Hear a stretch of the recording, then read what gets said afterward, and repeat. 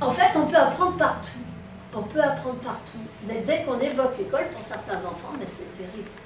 Et on a eu l'occasion, parce que une de nos filles avait eu deux très graves circonstances de vie à l'école qui étaient terribles. Elle a vécu le harcèlement, et puis bon, enfin bref, c'était terrible.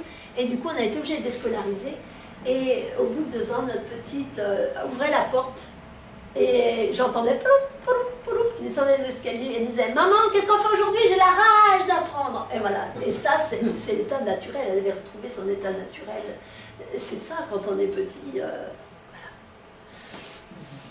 On est curieux, on veut savoir, on veut faire comme les grands. Non, on veut faire mieux que les grands. Hein? Et donc, mais qu'est-ce qui se passe donc entre ce bébé qui est impatient d'apprendre, impatient de faire seul, impatient de faire le grand, et puis cet ado désabusé? Alors, il va falloir simplement cultiver cette curiosité. Hein, et pour lui permettre d'être, eh bien, il faut permettre à l'enfant d'être comme il est, de faire ses expériences, de se tromper. Mes élèves, quand ils viennent, je leur dis « Oh, s'il te plaît, oh mon Dieu, je me suis trompée. » Oh, mais je le dis heureusement, puis j'espère que tu vas te tromper bien plus que ça. Trompe-toi des millions de fois avec moi. Parce que chaque fois que tu te trompes, tu te donnes une occasion d'apprendre. Et tu ne feras pas faux à l'école. Voilà. Oser demander, oser dire j'ai besoin, oser dire j'aime pas, oser dire je préférerais, oser prendre son temps. Ah, on va cliquer, ça va peut-être marcher. Oui. Alors, l'école, voilà, il devrait y avoir une balance entre ce qui se passe à l'école et ce qui se passe dans la vie. Hein. Par exemple, je fais un voyage cet été avec mes parents, ils m'emmènent en Tunisie. On va voir le désert. Bon, je vais faire la géographie après. Ça va prendre du sens sur le climat, sur la végétation, sur la faune. Hein. Quand je suis à l'école, j'apprends les fractions. Après, on va revenir. Maman, elle va me faire une recette. Et puis, on va faire la proportionnalité. On va découper le gâteau. Voilà. Essayez de faire ce sens. Et puis sachez qu'au niveau de la curiosité, mais il y a des tonnes de choses qui sont faites dans les villes maintenant et qui sont gratuites.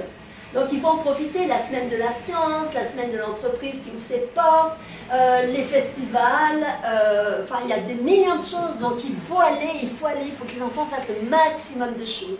Sans compter les ludothèques, puisqu'on apprend beaucoup par le jeu, il faut beaucoup les faire jouer. Ouais. Et puis alors les musées, maintenant, les musées c'est extraordinaire. Dans n'importe quelle ville de France, il y a des ateliers par enfant. Hein. C'est drôle de voir papa dessiner assis par terre au musée d'art.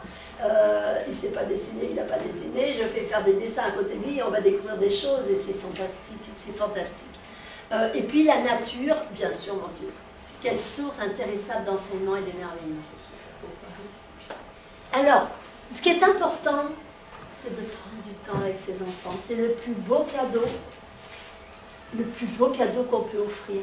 Et quand je dis qu'on peut offrir, mais qu'on peut s'offrir. Et je pense que là, je suis à l'âge où les enfants ont quitté la maison. Et je me dis, mon Dieu, qu'est-ce que j'ai bien fait d'en profiter. Parce que quand ils sont partis, ils sont bien partis. Ce qui ne veut pas dire qu'ils ne reviennent pas et que ce n'est pas bon quand ils reviennent. Mais chaque chose en son temps, et quand ils sont là, c'est le moment. Et souvent, j'ai des mamans qui me disent « Oui, mais j'ai plus tellement de temps pour moi. » Je dis « Peut-être, peut-être. » Mais ce qu'il faut savoir, c'est que quand on décide d'être maman, parce qu'aujourd'hui, on peut quand même décider, dans la plupart des cas, on décide d'être maman, ou papa, bien sûr, eh bien, il faut l'être jusqu'au bout. Et si on ne donne pas le temps qui est nécessaire au moment où c'est, du temps, ça, ils vont nous en prendre, et ce sera pour faire de la réparation. Et là, ce sera moins drôle, et ça en prendra davantage. Donc, c'est vraiment une sagesse d'habiter. Et quand on donne vraiment son temps, et vraiment avec son cœur, en écoutant vraiment son enfant, eh bien, on va s'éclater. Parce qu'on va faire plein de choses qu'on n'a pas fait nous-mêmes quand on était enfant, parce que ça n'existait pas. Et, waouh, quelle chance, quelle chance. Voilà, et puis, quand on ne sait pas, ben, on va dire « je ne sais pas ». On n'est pas Dieu tout-puissant. On n'est pas je sais tout, je ne sais pas ma chérie, mais on va chercher.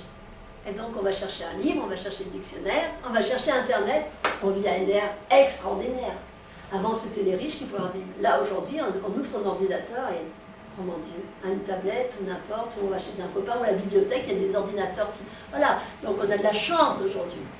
Donc prendre le plaisir de faire avec eux, prendre le plaisir d'apprendre avec elles. Je me souviens, quand je suis mariée, je ne savais rien faire mes 10 doigts. Et quand je suis devenue maman, je suis devenue maman assez vite, je me suis dit, mais quelle horreur. Les enfants, elles vont juste pas savoir parce que moi, je ne sais pas. Alors là, je me suis dit à tout apprendre. Et puis avec elle, parce que j'ai une belle poche. Et ben voilà, j'ai appris avec elle, j'ai fait des barbouillons avec elle, voilà. Et l'important, c'est de faire avec, et puis de faire avec leurs amis aussi. C'est terriblement bon pour l'amour, et puis pour oser s'essayer, oser pas faire beau, oser pas faire bien. Faire des expériences, tout simplement être humain.